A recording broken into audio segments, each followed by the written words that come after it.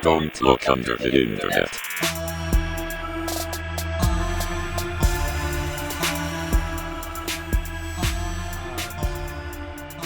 Anyway.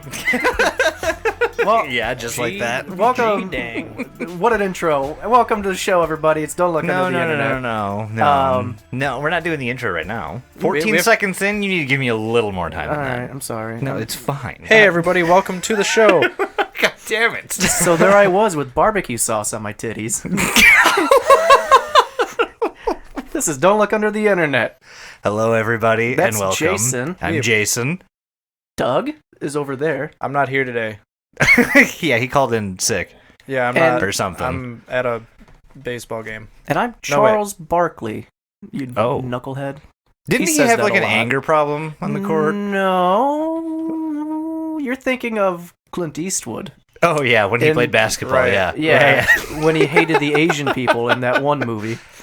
Ooh. Where he's like, get off my lawn. What movie Gran was that? Torino? Yeah, Gran Torino. So I have a quick story for you guys that I need to share at the beginning of all of this because I know it's going to turn into a tangent later if we ever get on the topic of dogs or socks or shit. We also brought in another audience member that's just standing in the corner. We actually didn't have to pay a live audience to be here this time. We Scream hi, got a Kelly. volunteer. There it is. There it is. Hopefully the sound gate doesn't make that disappear. We'll see. But so I need you guys to understand the trials and tribulations that mainly Kelly dealt with earlier this week. So my dog Finley has been kind of acting like a tantrum throwing toddler for the past couple of days, and we couldn't really figure out why. We thought it was just like a phase he was going through. Like, well, if I bark enough, I'll do what I want. No, that's not the case. So every once in a while, while I'm at work, Kelly takes the dog to the dog park by our apartment, and dogs were playing, having a good time, and then Finley went to go take a shit, to which Kelly saw that there was like something there that he couldn't get out because it was too big. She thought it was a bully stick because the last time he ate a bully stick, he ate it way too fast and he threw it all up. So we thought this time he ate it slower, but it got stuck. Nope. She pulls it.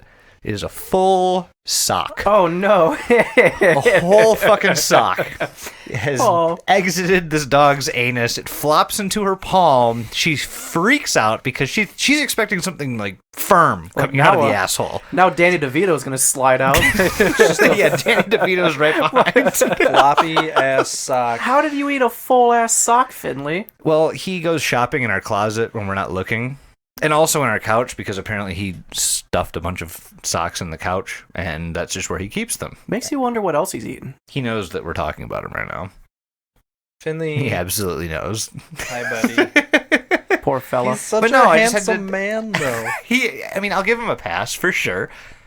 Next time, don't eat socks. Eat Although, underwear. I will say, I don't think Kelly will give me a pass. Like, I don't think I could walk up to her and say, "Can you help me pull this sock out of my butthole, please? And thank you." I don't think we're close enough for that yet. Well, intimacy, it's the second most intimate thing you can do with a person. Well, that's the step after marriage, I think. Well, No, they say a good roommate will shave your asshole for you. That's good to know. As we look at Kelly. So, No, wait. okay. So I have some breaking news that I heard today.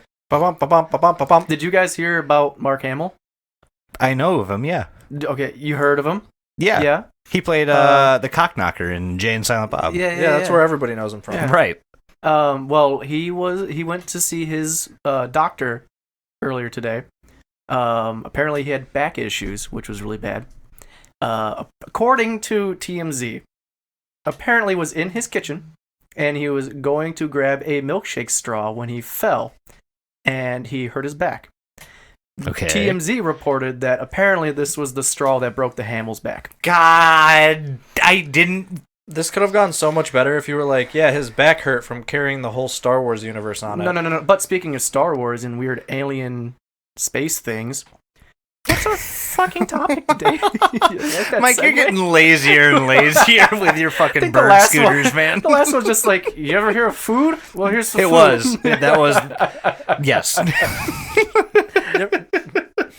What is the G-Dang topic today? Well, today we are doing one of my very favorite, I would say, niche internet finds. It's it's. I don't really know how to classify it, but it is something Freaky. It's very freaky. Horsey. Lovecraftian, for sure. Very 90. Yeah. Very 90. At least 4 of them. What? Very 90. What's 90? And the guys, never mind. We'll get there. Today we are covering a topic called Mother Horse Eyes. My, what big you have. Yeah, exactly. Wilbur. You'd think It's me, your mother. So how many times do you think horses were mentioned throughout this whole 4?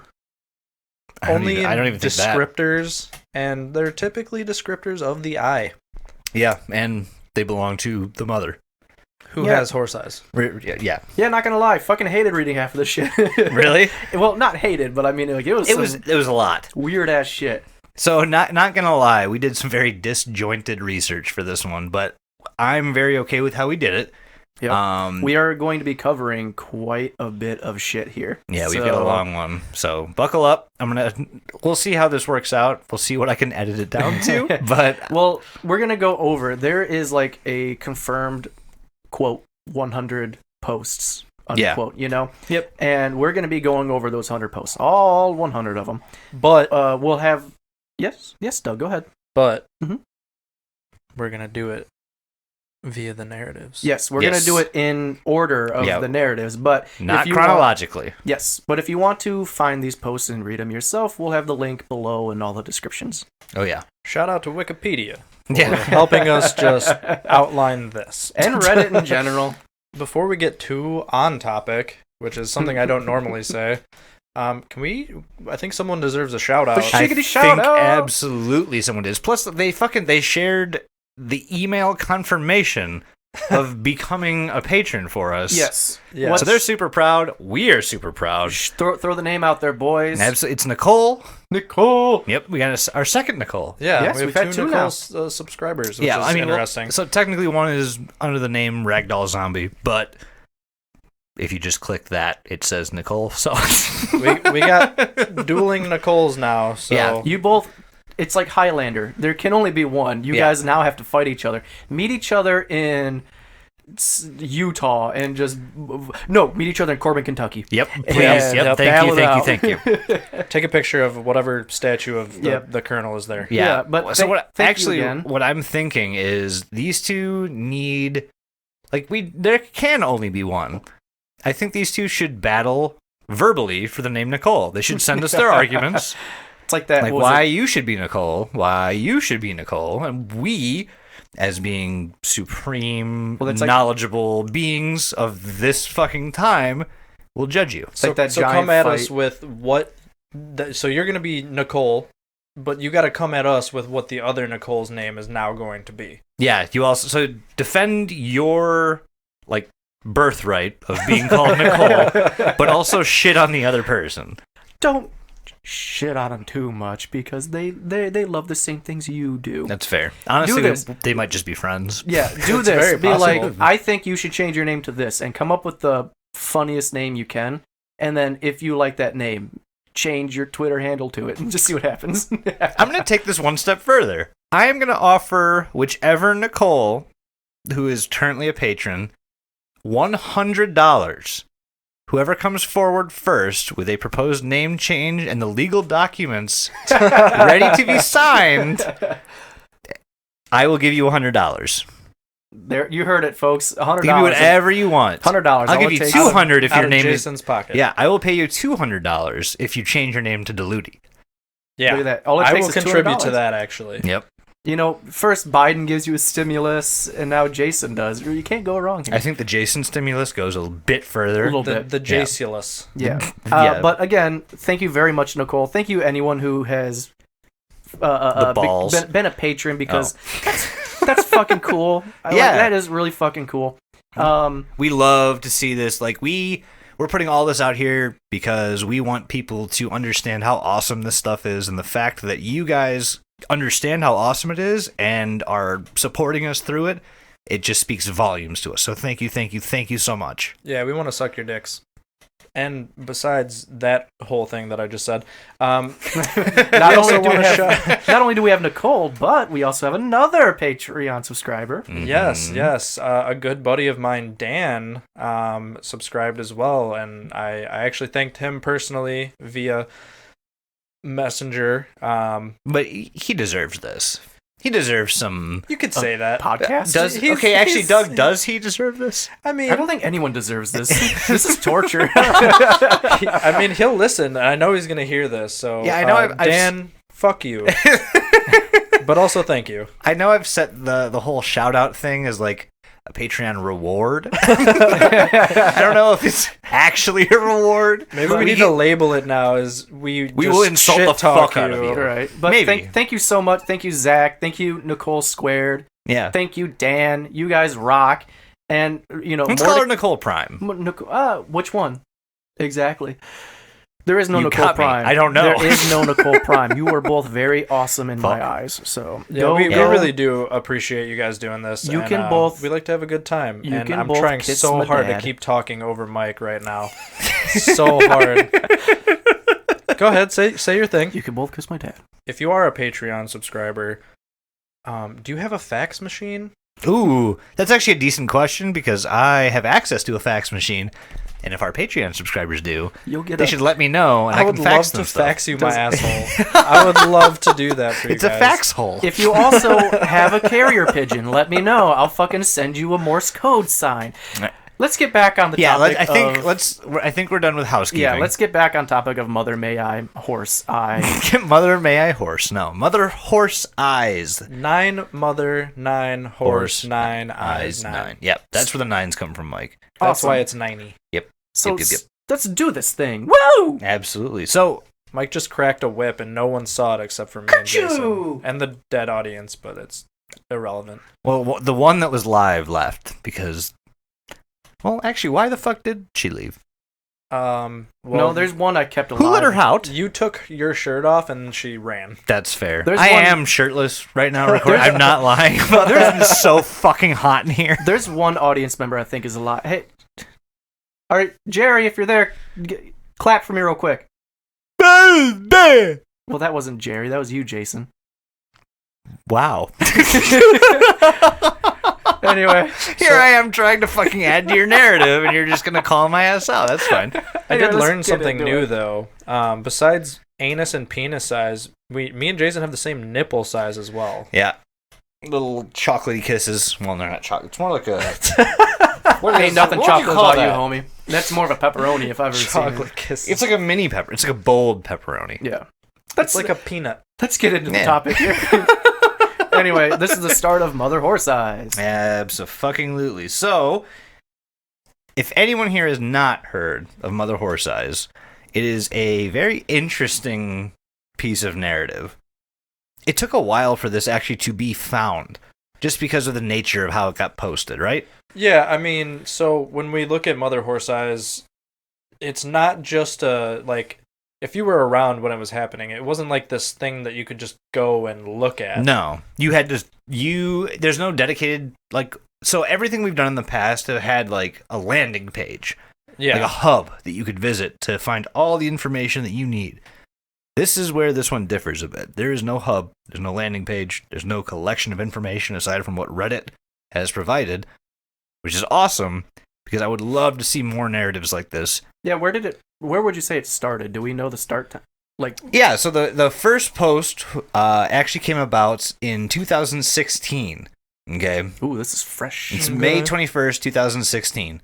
And it was on this post that basically was commenting about revolutions. It was talking about rising up. It was talking about just revolting, more or less. And that's that's something you're going to see throughout all of these. They're going to find these loose connections. It's almost like they search for a keyword Yeah. and then posted a bunch of shit that had to do with that and then fucking left the group. And I'm done. So to put it in perspective a little bit here, just to kind of help you guys visualize it, I guess, is that these posts that we're going to be going over are actually responses to random posts. To post on Reddit. Yep. So Isn't it kind of like someone would be talking about, like, yeah, you know what, Ajax dish soap is pretty good, and this guy comes out of nowhere, like, you see, there's flesh interfaces.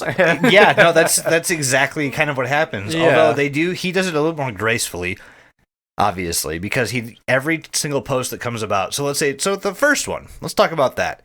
It talks about staging a coup and a revolution. In response to this comment thread, you get a very weird post, and in light that this is the very first post, I'm just going to read off the whole thing. Just going to set the whole thing. You guys good with that? Yeah. Go ahead. All right. I'll set the mood for you. Fade in. A unite, a stage, a coup, a revolution, a bring, a genocide, a new world, a. In the MKUltra experiments, the CIA dosed unwitting subjects with LSD to see how they would react. What has not yet come to light is that MKUltra was an intra-agency project. The CIA created new departments within the CIA and fed them steady doses of LSD and other psychoactives to see how the departments would diverge and mutate away from normal departments. Whole projects and hierarchies were created, with everyone involved being more or less unwittingly under the influence of LSD. This is how the restraint bed portals and flesh interfaces were first created, i.e., from heavily psychomutated hierarchy. The entire thing had to be eliminated, but the technology it created had been revolutionary. So all these different topics that were in this post are basically, in the best way to put it, is all the topics that we're going to be touching on quite a bit. Yep. There's a lot of fucking shit to unpack here. There's There a is. lot. Especially because this is on a fucking post about starting a revolution in, like, towards capitalist pigs or some shit. Like, there's no rhyme or reason for a lot of this stuff to be a part of it. Yeah, and he ties them in very well. He was yep. looking for specific keywords, like you said. He just punched a beer. Yep. Don't worry about me. No, but he does a really good job. He's a very creative writer, for lack of, I guess, better understanding at the moment. I know this is going to come up later, but as everybody will see, H.P. Lovecraft is one of my favorite authors. Sans racism, etc. Like, just the horror he brings is amazing.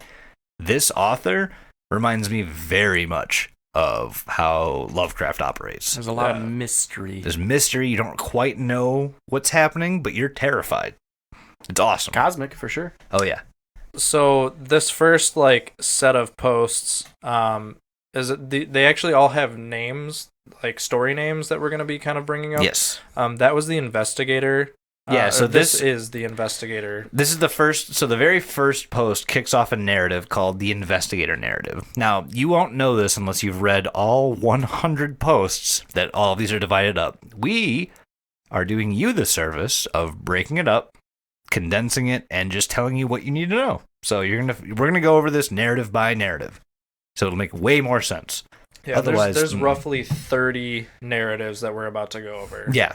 Let's kind of break this apart a bit, right? Yeah. The big topics that, stand out to me are MKUltra, CIA, LSD, and flesh interfaces. That's a lot of shit to dump on someone in what, fucking 3 paragraphs? Love me a good flesh interface. I mean, same, but you know what they say, once you go flesh interface, you can't go back to not flesh interface. Or something. Yeah, no, I'm pretty sure that's the same. So, MKUltra. That has to deal with what? Mind control? Mind control. CIA mind control, conditioning. The government's out to get ya! I would say, always are. honestly, it would mainly have to do with conditioning, because mind control is a type of conditioning. Oh, yeah, absolutely. So this program had to do with conditioning, children, and honestly, it was children to be, I think it was sleepers. Yeah, sleeper agents. Exactly. I mean, God, there's so much on MKUltra. Like I said, we will definitely. Yeah, do no, that's an episode whole all by thing. itself. So, aside from that, if you couldn't tell, this is a part of a narrative called the Investigator narrative. Ooh. This is kind of the narrative that is pretty much dead set on just divulging information about whatever we're talking about right now. And at this point, no one fucking knows. All the comments after this comment are like, what the fuck are you talking about? What's a flesh interface? Why are you talking about the CIA? Why blah, blah, blah, over and over. And that's when, like, post 2 is where shit starts to get weird. And that's where you start to find the pattern. You find out that this might be a connected narrative if you're looking for it. If you're not, this is just a random fucking post on a random Reddit post. Yeah, especially coming through the post and seeing one out of place, like especially if you didn't see the first one, or like even going forward into the post, if you just happenstance upon one of these without having read any prior ones, you'd be like, the fuck is this dude talking about? Yeah, exactly. Plus all of the ones in the Investigator post, like the Investigator narrative, you can pretty much read by itself. You don't have to read them in order. You'll get the same information because it's so disjointed and based on random Reddit comments. So, the second post kind of goes over how in the Vietnam War, the U.S. government would try to pacify villages using something called the Strategic Hamlet Program, basically creating villages that had no Viet Cong influence, which in Vietnam at the time wasn't really a thing. No, it was very, very, very difficult. Cue that 60s song that everyone plays in every movie about the 60s. It ain't me! Yep. It ain't me! Yep. So they talk about how they created this village in Vietnam where it actually happened in a couple of different instances where they isolated the village completely. Like they cut roads off, they cut supplies off, and they saw what happened. In a few of these villages, not many, but a few, the people found a way to survive. A lot of these villages just died off because they couldn't get food, they couldn't get the supplies they needed, and their numbers dwindled. That's when the CEO of DoorDash discovered DoorDash. It actually started in Vietnam. Yep. By a starving CIA test subject. So most of these villages just died out. A few of them, however, managed to live. And the answer is fucking out there. You heard it in the first post. Like how they lived? It's something called flesh interfacing. Mm.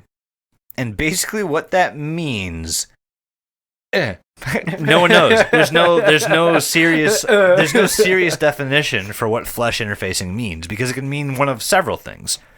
The criteria so far are LSD is involved. Okay. Very, very, very poor populations are a part of it, and they create something too esoteric for the world to know about. It's cosmic horror. There's no description of it. There's no description. And so what I'm getting from this is that the whole Investigator narrative is kind of about the CIA and other world governments setting up different instances of what these posts call flesh interfacing. They start going over things like portals. They start going over things like incident zones. Like the second one about Vietnam is about like the Vietnam War. There was another post about how in the Falklands we use nuclear subs, and this guy was like, I don't know why you would use them there, considering the amount of portals and activity. And he starts talking about how these portals will cut whales in half, and they don't know where the other half went. Just a bunch of weird stuff. And at this point, everyone's kind of looking at this poster and being like, "What? Are you okay?" On LSD, right? Exactly, or some kind of drug. But so the majority of this narrative is all about different regions of the world experiencing these different flesh interfaces as well as portals. We're not quite sure what the fuck they're talking about. Shit. So this is kind of the tone that gets set for this whole narrative. It's a whole bunch of information about these things called flesh interfaces.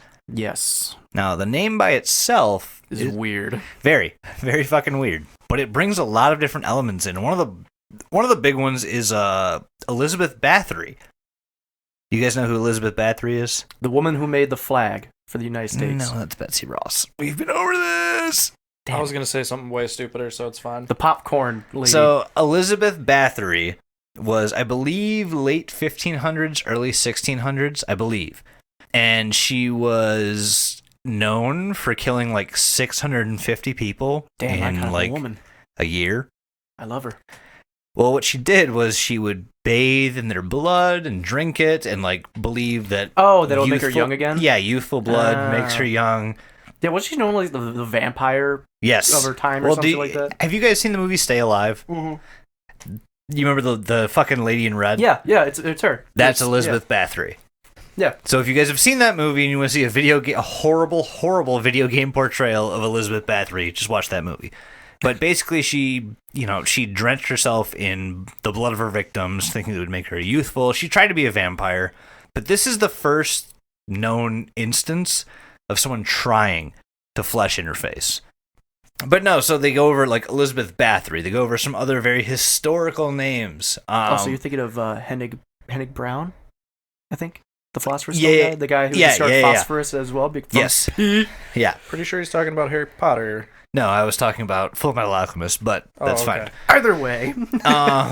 So we get into all these stories about, Vietnam. We get about nuclear subs in the Falklands. We get Elizabeth Bathory. We get all these random information posted on these random posts, all culminating, at least in my mind, to a post about a Russian experiment. I know, back to Russia. We always do that. A Russian experiment that involved 30,000 prisoners near the Arctic Circle, where what everyone calls a portal happened to open up, and segmenting started happening. Now, segmenting, according to the author, is where you pass through one of these portals that you can't see, and it segments your flesh to where you can't see where it went. So if you stuck your hand through, it would cut your hand off. Fun. It wouldn't hurt, but it wouldn't be there. So, what happened, according to this account, is that in the Arctic Circle, the Russians sacrificed 30,000 people to create one of these interfaces or portals, and it did happen. And with them rose these giant silver spires, and from these spires, a portal reached out and started segmenting things as it went, which means you could only get so close to it. Just slices you up. Yeah, turns out the world was 2 hours away from complete annihilation. Thanks, Russia. Every time. Do you remember the first time they tested the Tsar Bomba? Is that a dance? No, it's the Bomba. It's the atom bomb 2.0. Oh, cool. Literally the biggest bomb ever dropped in the history of the world. Oh. Well, the story goes that bomb was dropped at this site because this portal was getting out of hand. They destroyed it with 2 hours to spare, saved humanity from complete and utter annihilation, and the world went back to normal. Thanks, now, we Russia. only know it as, it was just a nuclear test.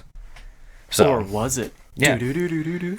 But, that's the setup for this whole thing. Is flesh interfacing, world governments are involved. There are these segmenting portals that lead somewhere we don't know where, but it's freaky as fuck. I do kind of have a post that gives I want to say a definition, but it helps identify what a flesh interface is. Please. I'm going to read the post verbatim because it's very good and pretty short. Okay. It is post 17 if anyone wants to, read along. It's called Euphoria and Terror. The kind of psychological mirroring was exploited in the design of the flesh interfaces.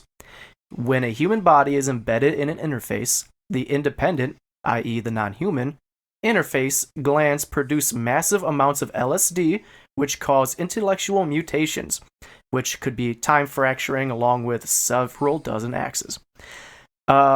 Meanwhile, independent hormone regulators produce an emotional oscillation between two states, euphoria and terror. Mm-hmm. Thus, we have the typical sound of an interface. Alternate waves of giggling and screaming that move through the interface population, running along the length of the interface as the hormones travel along the independent conduits. These successive waves of giggling and screaming create a steady rhythm that washes over the traveler as they move through the interface. Natural empathetic responses prepare the traveler's body for the process of embrace. So that's kind of a description of, I guess, maybe not what an interface is, but what you might, I don't know, see or hear or notice if you're ever around one.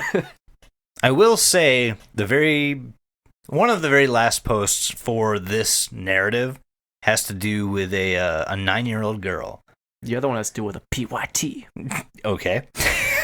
Well, so one of the tropes you're going to find throughout the Investigator narrative is that people find these portals, they like discover them somehow, and they try to go through them, which ends up either killing them, maiming them, or traumatizing them. Never a good idea to go through a portal that you just randomly come about. No.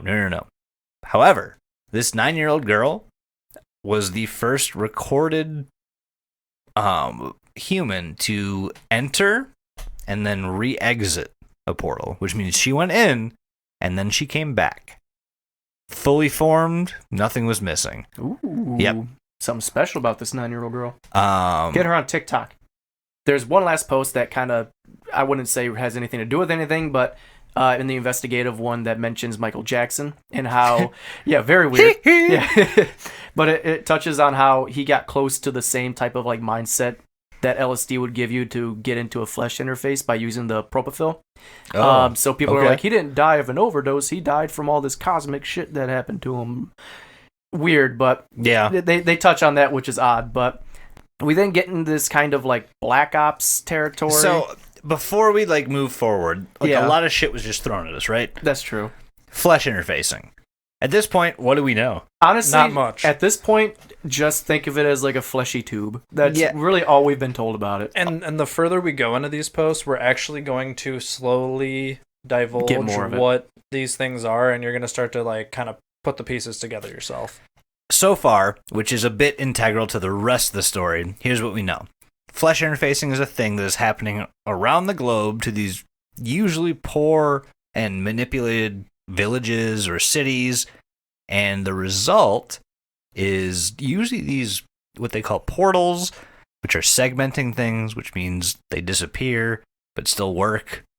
Which in true fashion of governments start seeing this and now want this for themselves. Yeah, exactly. I mean we have an example in Vietnam with like a black ops group. Sorry, a black ops group of the U.S. that go to Vietnam and they go to this little town that was separated from the Viet Cong, and like all the villagers, no one put up a fight. Some of them even wished to like die from the black ops people, and they went to this little like shrine that had a Buddha statue in it. They just knocked the Buddha statue over, and underneath it they found this giant like fleshy tunnel. Oh yeah, wasn't it like it was like breathing? They said, yeah, and there was a bunch of condensation. The whole room over. was humid. There's condensation everywhere, and that's kind of how the U.S. I think at this point discovered what the flesh interfaces were. At this point, and to be 100% honest, according to the story, the U.S. is not the first to know about it. No, not at all. Actually, I have a little bit on that. Yeah, it turns out that like the CIA obviously started developing ways to experiment on the interface, but the Russians were doing it as well. Turns out that the Russians would use like prisoners, like you were talking about, to experiment on with the interfaces and have them go into them. So the fact that you mentioned that, the very end of the Investigator narrative, they talk about 30,000 prisoners being subjected to this. Most of them being Russian. The way they administered the LSD, can you guys take a wild guess? Through the urethra. No. Gas. Blood transfusion. It was they nebulized it, turned it into a gas. Russian sleep experiment. It's all coming full circle. So they turned this shit into a gas and made it work better. Yeah, we found out that's a lie. Yeah, it's kind of fucked up. But I have a little summary of this post that I'll kind of read out, kind of like, you know, just because it makes a little bit more sense this way. Sure, yeah. So it turns out that the CIA thought that the flesh interfaces were just pipes connecting from one place to another. The Russians used prisoners, which was cool, the CIA decided that they would send kids in as test subjects. Whoa. Yeah. They would even name the kids like dogs' names to dehumanize them. So they Fido or well, one of them is Jingles. Jingles. Jingles, and they use these dog names so they don't like Bojangles. see them as humans. But the first kid to actually come back was named Jingles, and he was an 8-year-old girl. She went in, and then 2 minutes later, she came out in a large organic sack lined with veins about 4 feet long. She had no hair. She had an umbilical cord. She was a big, giant baby. She was like a giant ass, like 3 foot, 4 foot baby. It's almost like she was put back into the amniotic sac. Pretty much, yeah. She didn't have any like memory either. It was like literally when they got her out of this like weird fleshy sack, she was like a little baby that was born again. She was just a little baby. Yeah, and like she was just a little baby, and she like slowly got her memory back. And they asked her like, "Oh, what's on the other side?" And all she said was, "Inside the chamber, I started to feel drowsy. Then everything changed. I knew what I saw. I had seen it before. This is the room in Grammy's house, the quiet room." Ooh. And then she whispered a few more words until she died. All she said was, "Come on to these yellow sands." Oh, buddy. Yeah. Well, that reminds me of not too long ago, that little narrative we heard from the 9-year-old that came back about with the hills and the being sucked down to it and all the weird shit that was happening. It seems like it kind of transports you, kind of, but also it takes you turn somewhere. into a baby again. Yeah, and I actually, one of the pieces of this narrative, the CIA researcher's narrative, has a really good story that's coming up, but I'll wait for him to finish what he's talking about. Yeah, actually, to kind of finish up what I was saying a little bit, remember how I mentioned before the part of the interface was embrace? Yeah. There's actually, it's a whole process. It's a process that's called embrace, which there is a story about a man who describes it as being similar to that of those Japanese subway groping videos. What? Yeah, where a mob is of that men one of those just new grope Twitch a woman channels? on the subway. I mean, probably, yeah. He described it as that, and also when a pack of piranha rip apart a cow. Those are two very different things. Are they, though? No. Are they? A group of perverted old men molesting a young woman on the subway. Or piranhas plus cow. Yes, it's the same thing. Replace the blood with cum, I guess. Anyways, so we move on from Russia, actually, and in this next set of posts, we get, we move into North Korea. Ooh, okay. So in the 1980s, North Korea ends up building their own independent flesh interface. Oh, they have the technology. Oh, so they have control over it now. So we start to see, control over the flesh interface. Okay. So this was actually picked up from us, and I assume us is America, by a huge cosmic ray information signature, which I assume they just like saw this like anomaly essentially when they were looking at North Korea with whatever fucking telescope or whatever they were using. However the fuck they surveilled. Yeah, they didn't really go into that whole part. But so they picked this up, underground facility. They were ready to just completely bomb this place. Okay. So they wanted to basically bomb it before it became uncontained. The facility was completely ready to be bombed, and then it became uncontained, but it was reached a level 7 cosmic transmission rate. We already have like a you know what I mean? Like this is a level 7. We already have levels to this shit. Yeah, I don't know. Well, if you remember, they've upgraded. I guess they've upgraded their flesh. Yeah, just like the Skykers upgraded their fucking Skyker bonus. I don't remember. Level 4 Skyker. There it is. So they pick up these rates, but they don't have the normal signs of a full-on portal, which I guess they were used to picking up from like cosmic rays. Oh yeah. So yeah. So they don't see this portal. So in our minds, we're going. They built a flesh interface. They're ready to weaponize this thing. Mm-hmm.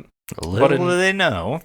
Yeah, little do they know. So instead of bombing it like they were prepared to do, they send 2 men to infiltrate the processing room basically they just wanted to infiltrate this place and just get all the information they could on it. Mhm. So the two men were able to infiltrate the processing room and found what was like a lake filled with humpback whales.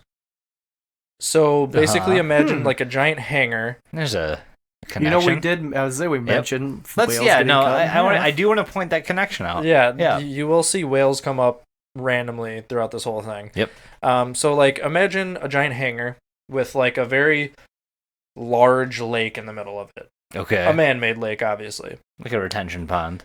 So these two guys go into the pond. Okay. And from in the pond, they start swimming around. They see a family of whales, what they believe to be a mom, a dad, and a baby. So they start to dive deeper and deeper. Well, don't. Then they find... They found Jaws. Well, They found Cthulhu. Oh no. well, That's what worse. So one thing I should mention is that the whales looked very distressed. Like they were not happy being there, even though this thing was massive. This lake was massive. Okay. But at the bottom of the tank, they ended up finding bones, whale bones. So something was using these whales. So these whales weren't the interface. Right. They're the food for the interface. Right. Yeah. Oh, poor whales. So this interface is basically eating the whales, and basically at the bottom of this tank was like a giant like Like a graveyard portal for door. whales. So like they had this door that would open and close, and it would segment and it would feed when it needed to. Gotcha. So they were like, all right. So this is sorry to cut you up, but this is kind of like a glean into the nature of these fucking interfaces. They're not just unlike a computer. Computers obey whatever commands you give them. These seem like they have an agenda. This is a smart computer, for lack of a better word. Yeah. So what these two guys end up finding out is that, so they refer to this as a skin ship, which I thought was really weird. Whoa. But a skin ship? yeah, title of your sex tape. But so what they end up doing is they're like, oh shit, like this thing is feeding on the whales. We need to end this process now. Even though North Korea wasn't using it for weapons grade purposes, we're going to stop this. Right. So they release a nerve agent into the lake, Okay. kill the flesh interface. Okay. So you can destroy these things. Yeah, they're Well, the Russians they're did it with flesh that. and blood. They So- did it with that fucking Sabomba bomb. Right. or whatever. Sarbamba. Sarbamba. Yeah. So that's fair. long story short, the two guys get out of that place, they leave, but this fucking flesh interface was so advanced that it ended up stealing so many American like information secrets that North Korea ends up blackmailing us. Oh man, they know who Wait a killed minute. JFK. Do you have a date on this? The 1980s. They know who killed JFK, and they know Reagan has dementia. But actually, this next part kind of goes into something that Mike was talking about. So we get So where are we right now? Like we've got the investigator narrative. We heard the Black Ops side of things. Kind of CIA-ish right now. Yeah, so right now we're looking over all the CIA research that was done on flesh interfaces that we had access to. Okay. So this next story actually goes about a little girl who, the first time we hear about her, she goes missing. So we learn that she goes missing, but she's kind of special. Okay. She bleeds, sweats, and pees LSD. Oh, okay. I've heard about that actually. Doesn't LSD like accumulate in your joints and like Take her different to a organs? party. Well, I've always heard the thing where if you take LSD, it And you stays crack in your your back. spine, and Yeah. Oh, flashback. yeah, Yeah. basically. But I have a friend that has those sometimes. It's weird. Really? Yeah, well, from acid. Oh yeah.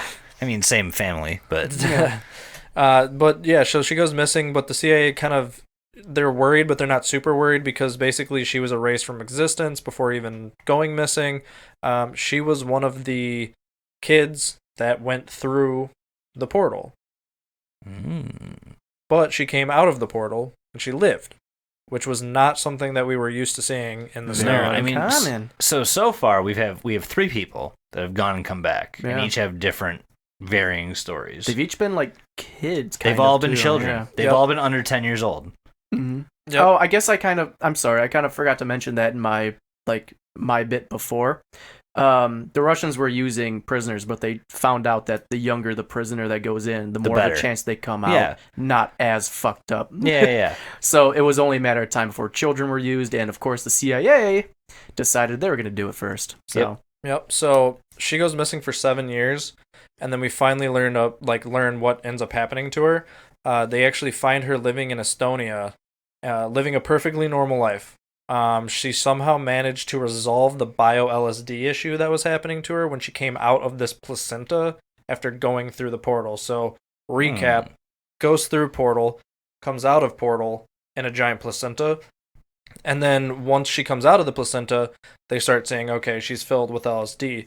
But now, when we say LSD, we're not talking about straight up LSD. We're talking about, we actually learned this now, that it's a LSD substance. Yes. It's not just it's like a mutated kind of extreme version of LSD. Honestly, it's from what I've understood, it's anything that will open. So when you take any hallucinogenics, what it does is it breaks down a barrier in your brain that separates dreams from reality and kind of meshes your imagination with real life. From what I understand, it's everything that does that. So as long as you can open that mind gateway, you have access to these flesh interfaces and portals, right? Yeah, and for just to kind of sum that up, it's kicking your ego out of your system. Okay. It's letting you kind of succumb to the things and the thoughts that you wouldn't normally let yourself have. So this is like ultimate nihilism. Yeah. Okay. Like go with Nihilus that. Arby's, the Twitter that I love. We're all gonna die. Eat Arby's. Eat this beef and cheddar sandwich. It's filled with LSD. There is. Are you done with your? Nope. No. Almost there, though. Oh. So, real quick, we find that she's living in Estonia. They actually end up kidnapping her back from Estonia and bringing her to Colorado, wherever this facility is. Mm-hmm. And I thought this was actually really cool, but one of the things that one of the researchers wrote was that she wasn't a victim of fortune, but a victim of us. And I thought that was kind of just super creepy. That's very creepy. But in the same post, we actually learned, this is a different post of the same story, but we learned that a couple random things. Animals survive travel through the flesh interface much better than humans. Is it just because of lower brain function? They don't go into that. Oh. They just say, that's what we found. We sent some animals through, cats, dogs, birds. Not all of them come back alive, but most of the time they do. Okay. So what they did was they sent a bird through that was really good at mimicking sounds. Okay. And when the interface Iago from Aladdin. accepted the bird came back and had an almost flute-like mimic that it was making. And they said that someone, it basically, when you would hear this flute, it did not sound good. It was not a pleasant noise. Okay. And someone just went nuts and ended up killing all the birds that went through that were mimicking the noises. Oh, fuck. So something's wrong. I know what that is. It's Jerry. It's Jerry the Jerry, bird. boys. He's back, bitches. But one thing I will note is the last thing we learn about the flesh interface is that it will not accept non-living items going through it. So it will not accept anything that is You can't huck a non-living. lamp or your divorce papers through the Well, you the flesh can, interface. but They'll- don't plan on getting it back. No, they'll just spit it back out at you, just like. There is one other post that touches briefly on the CIA, and it's the fact that the CIA decided that they were going to start talks about building a full-scale flesh interface below a highly populated urban center. Ooh. Yes, they apparently have figured out how to, I wouldn't say control a flesh interface, but make sure they don't have a Russian. Well, we know that they know Accident. how to make them at this point. Yes. They just don't do it Oh themselves. no, I mean they can control it to where they don't have a Russian Oh. situation where they have to fucking nuke the damn thing. They can make sure it doesn't get out of control. But So they make sure that these fucking silver spires don't rise out of the ground. yep, and they're going gonna to start. They want to to. start using it on Okay. heavily populated areas. So the last little bit of this narrative is the last thing that we learn about this girl who pees, sweats and bleeds fucking LSD. Yeah. Rave girl. She's a good time, let me tell you. So she was basically a very normal child. the CIA, once they took her back to Colorado, were like, hey, there's nothing wrong with this girl. Like, why? Why is there nothing wrong with this girl? She went through the interface. There's something has to be off about her. So they keep asking her questions, and they kind of start to pry some backstory out of her. The only thing that she can remember about her childhood was being in an orphanage. Okay. And she said that a woman took her from the orphanage who claimed to be her mother. But she didn't have a real face. Uh-oh. This is going to make so much more sense when we get into some of the other parts of this. But she said that she didn't have a real face, and she didn't like these memories, and it was the only abnormal thing about her. Yeah, and just like that, the CIA, like, part of the narrative ends, and we're in Imperial Japan. Wow, what a fucking jump. Yeah, right? We're going to kind of jump around all over the place, but to keep with the story, it kind of makes it fun. Yeah, if you haven't noticed, yeah, the we're fucking all over story, the fucking map. Like, it takes place in modern times. It'll come around at the end, but in Imperial Japan, we have this story that essentially a Marine on like a battleship, the ship is trying to get to this Japanese island, and it is the last island left that like the Japanese are on. Like they're basically losing the war at this point. And the Marines finally get to the island, and his whole platoon just goes out there, and all these other platoons are out there, and right when they hit the beaches, it's just devastation. Like you don't hear gunshots, you don't hear Japanese, all you hear is just troops screaming. Do they get cut in half? They're getting cut up in half. They don't know what's happening. They don't see anything. It's just a fog. But there's no gunshots, no nothing. They're just getting sliced and diced. And so they're just pounding their way through to the center of this island. Oh, are they? Yeah, they're just dumping their way to the center of this island. And they go through the forest, and they're trying to like make their way through. They're like tracking themselves, like, let's not go that way, let's go this way. This way will work. And it's trial and error. Like, Jimmy took a left and he got cut in half. Let's go right instead. That's essentially what happened. And they made their way up, and they found this volcano where they had a bunch of like snipers with their platoon too. And they heard like shouting from the volcano, and the snipers looked up with their scopes, and they saw a man sitting there, but his head was detached from his body, and it was several feet just floating in the air. And he was just screaming stuff, and they had no idea what he was really saying. Do you remember that Rick and Morty episode about like the narrative train? Yeah. And if you get shoved out the window, you're like lost in it's whatever. The tickets please guy. Yeah, it's the tickets please guy who gets ripped in half and is just spinning and spraying with blood. With his cum gutter ass. Yes, with his cum gutters. But they make their way up to the mountain, like close to him, and they hear from inside the volcano. They hear laughing followed by screaming, just repetitively. That's fine. Yeah, and they finally make their way to this man, and he is like, his limbs are detached from his body. He's just floating there in air. And they're like, who are you? Are you here alone? Like, what the fuck? And who are you? He's like, I'm not Japanese, I'm Korean. Like, he's kind of speaking to him in like broken English, kind of like, okay. I'm Korean. Like, I'm not Japanese. Like, speak to me like that. And essentially he tells them like, you know, the devil's been here. God lost the fight. There's nothing but darkness here. Okay. And then a giant spaceship just kind of comes above the island. And then the fucking American, like, Marines here, they get a call from, like, they get a call from their higher-ups, like, get the fuck off the island.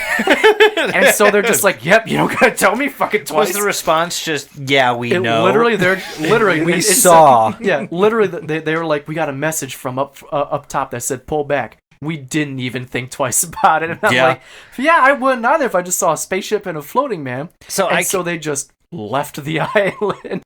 Here's the fun parts, kids. We're done with Imperial Japan for right now. For now. We'll get back into it later, but for now we're done.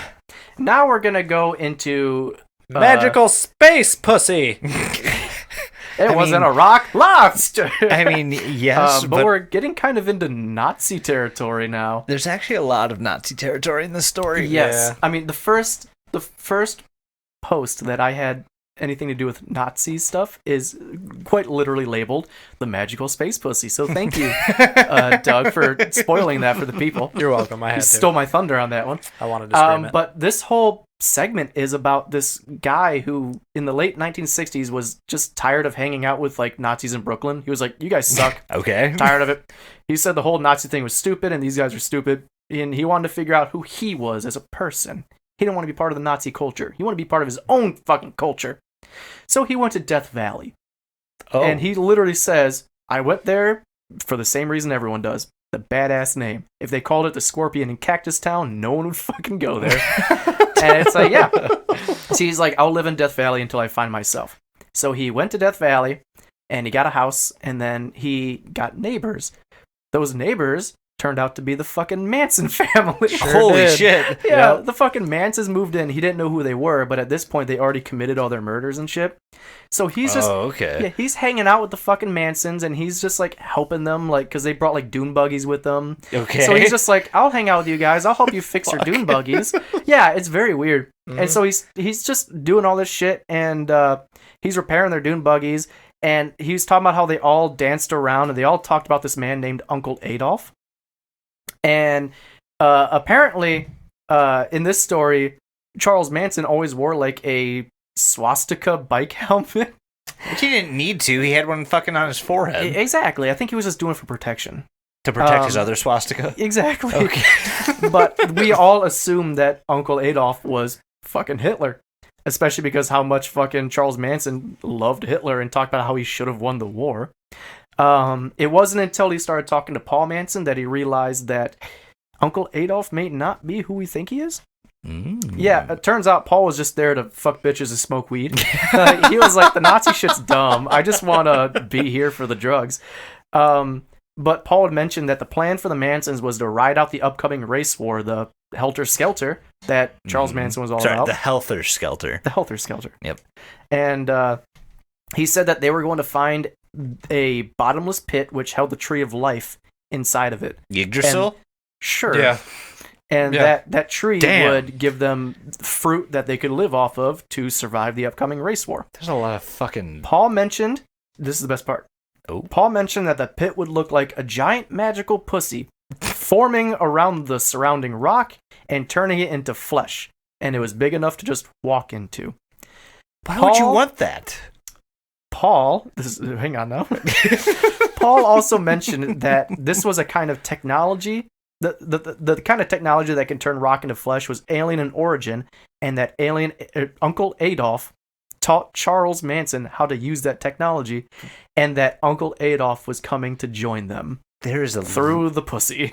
There's a lot to unpack here. There sure as shit is. Just wait until you hear the magical space pussy post Part 2. 2, which I don't have, but fucking Douglas here it does. So basically, do you have something to say? No, go ahead. Okay. So basically, we start this post off with him meeting up with the Manson family, and they take him to this place out in the desert where they actually meet up with Uncle Olaf. Uncle Adolf. And basically, our main character is kind of like, well, like, you know, I don't really know about this. Like, why do you need me?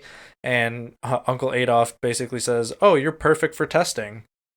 And so they basically end up kidnapping him, leading him to an arroyo, which is basically just like this, like, kind of rocky facing structure. Yeah. And basically it was either get shot or go into the giant pussy.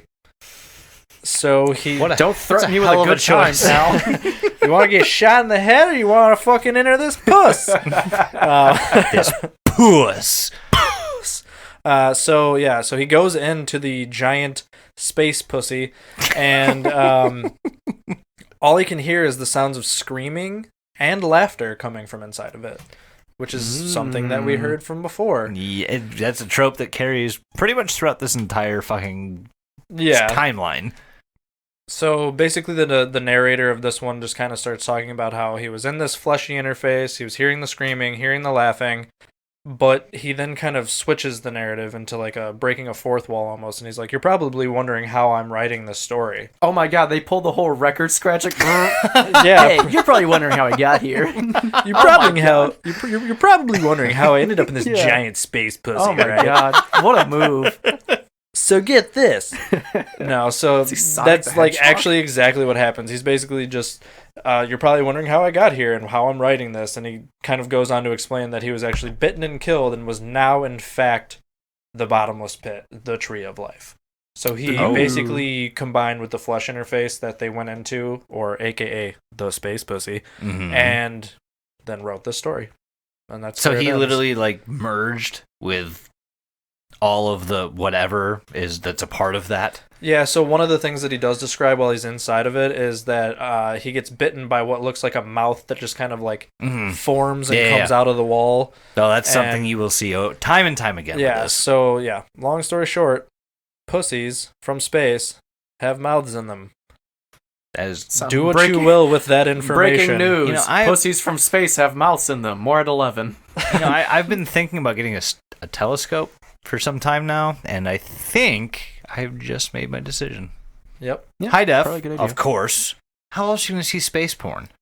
I don't know, but I've I seen think we have space to clop. capitalize on this. Yeah, I've seen space clop. I've seen space dicks. I've now seen space pussy. I just need to make sure I understand the scope of all of this. We're just missing the spanus. Anus. We're kind of out of like the Nazi-ish stuff now, though. The For government time. stuff. Yes, For we're gonna now. introduce For the, one post. the title person of the episode.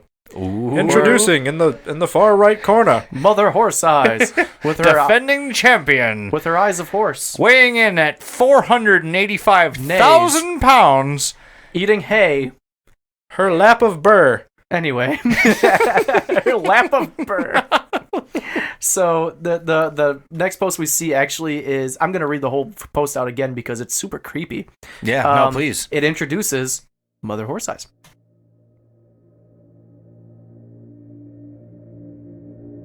When I was little, they took mommy away and put me with a new mommy in a smelly, dark house. They said she was a real person, but I knew she wasn't. They had made her.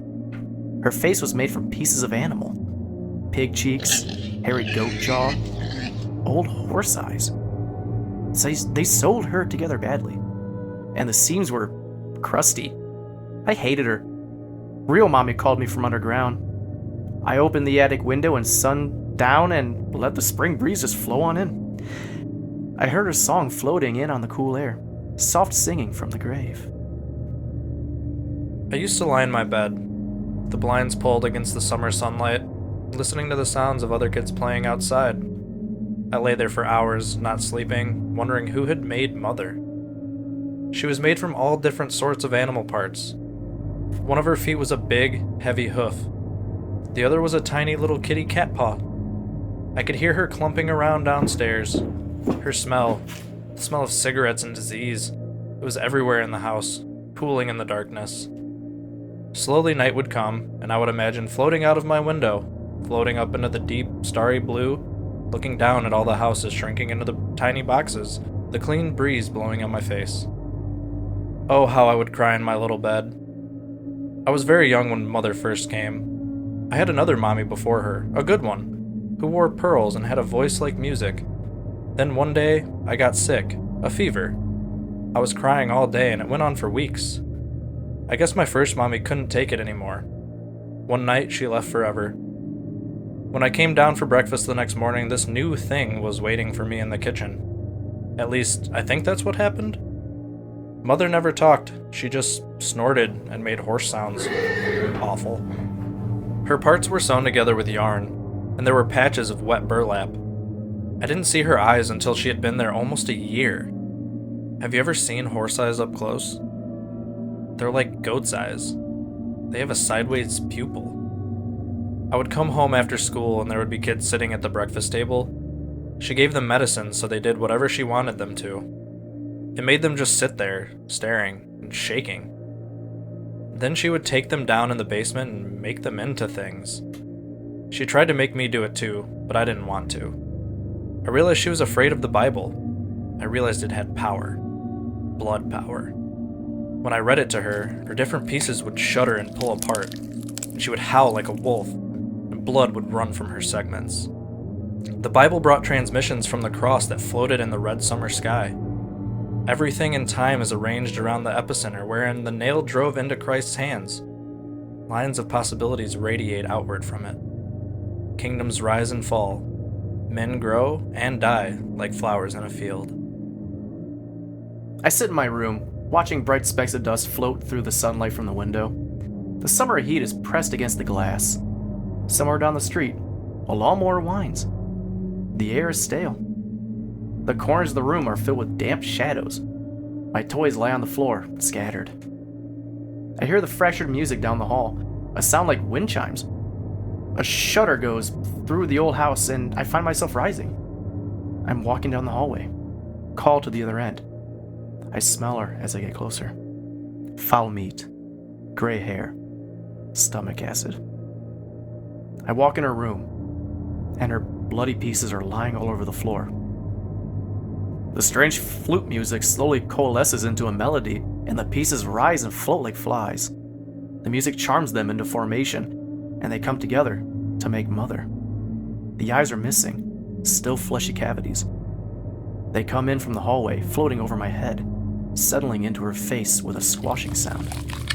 Streams of blood falling like tears, the sideways pupils fix on me. Child, fetch me my bag. I need flesh. I shake my head. I hate her. She leaps to me, grabs a handful of my hair, and slaps me across the face with her ragged dog's paw again and again. I scream and cry.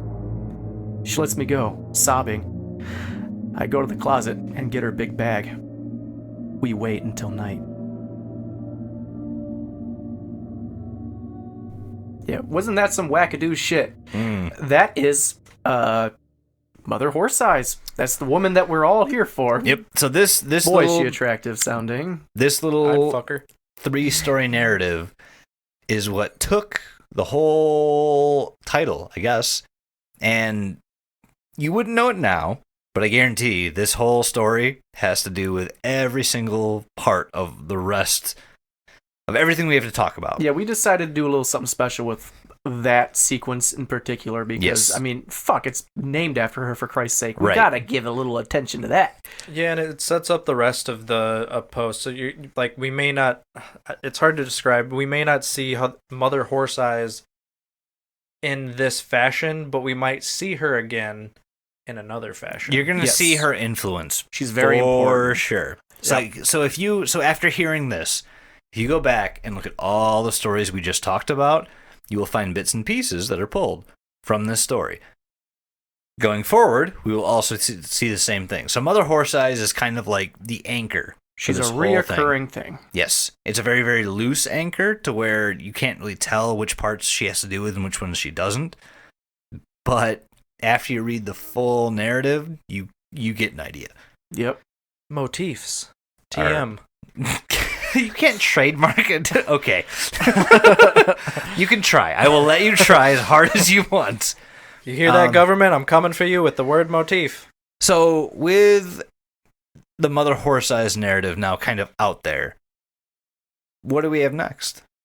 Basically, what we're going to do is we're going to kind of summarize everything that we've learned about flesh interfacing.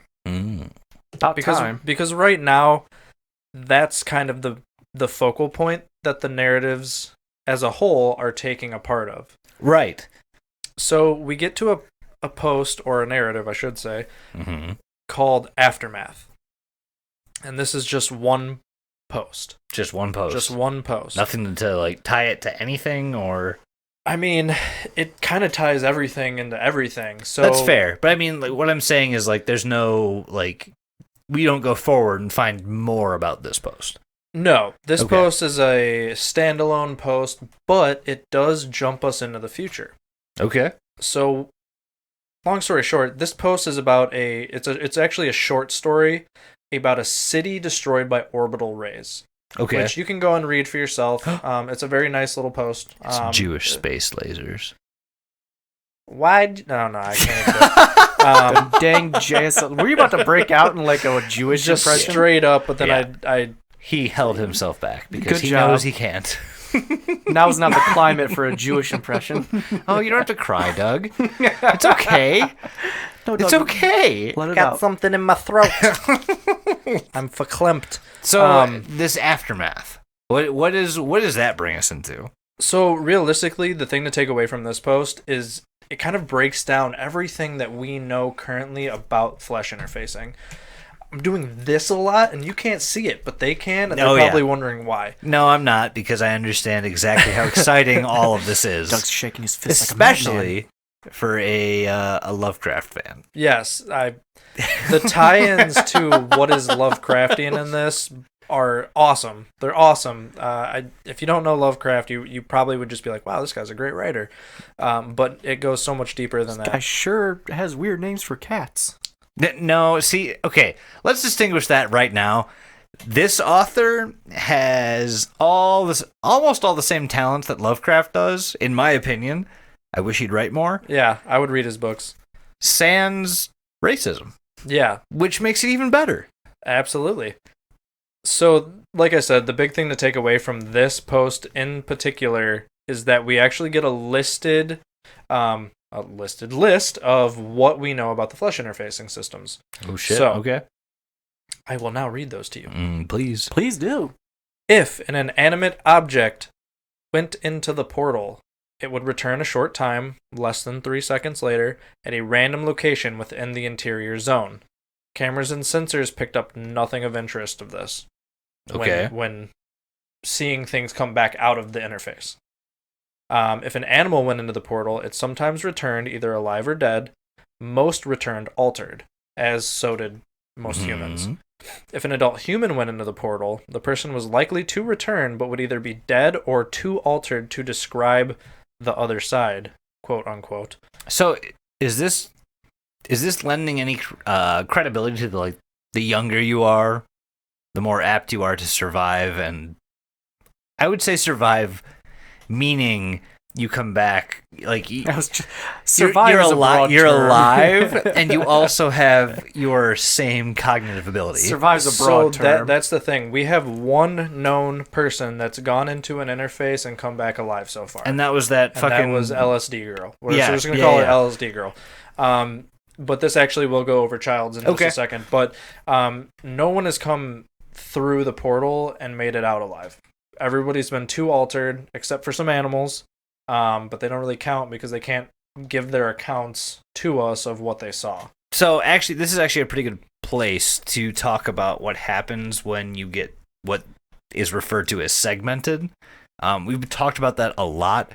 And through these stories, so we've just condensed, seriously, like 8 hours of information into this, at this point, hour and 20?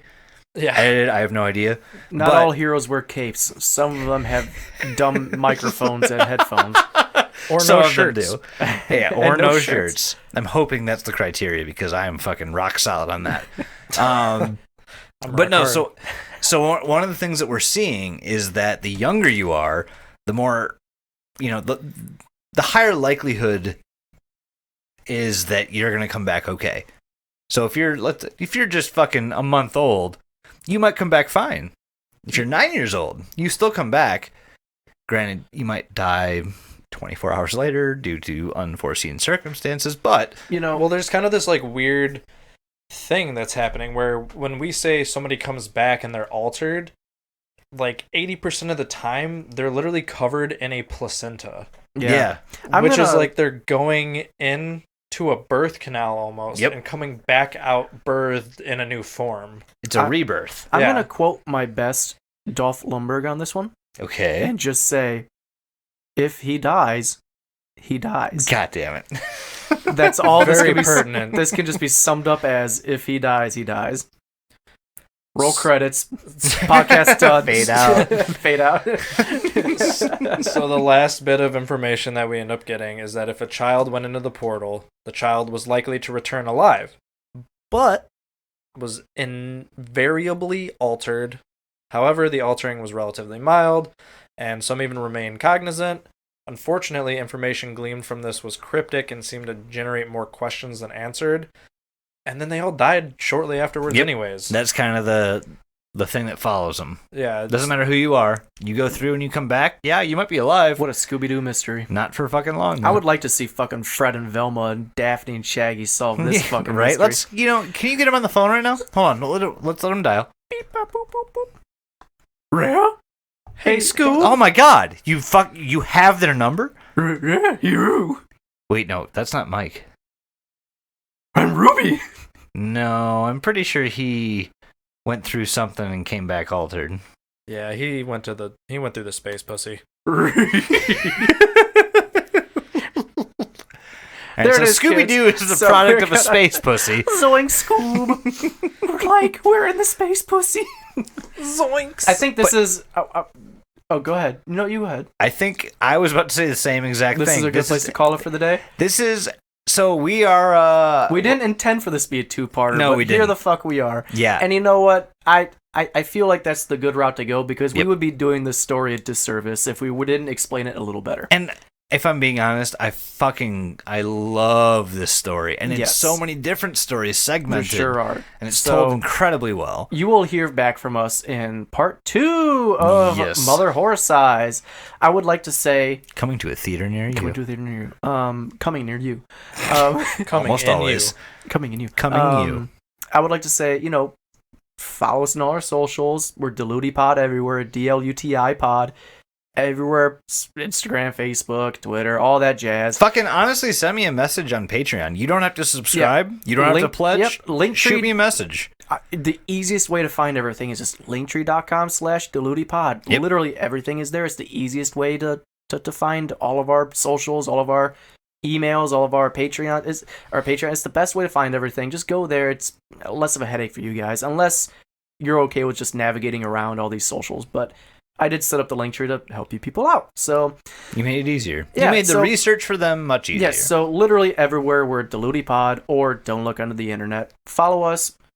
Fucking leave us a comment. Give us a message. Subscribe. We'll respond back to you. Yeah, if you message us, maybe you'll get a little inside information on maybe a little hint or two of what we're doing with our Patreon. Actually, yeah. So one of the things that I recently let slip is that every week, doesn't matter what tier you are, any Patreon supporter will get this information.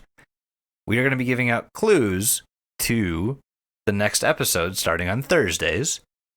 If that happens, and if it catches on, to be a thing that people enjoy, we may also start giving out prizes. So, look for that, please. Like dick pics. Yep, like I said, if you have a fax machine and you want to see my asshole, let me know.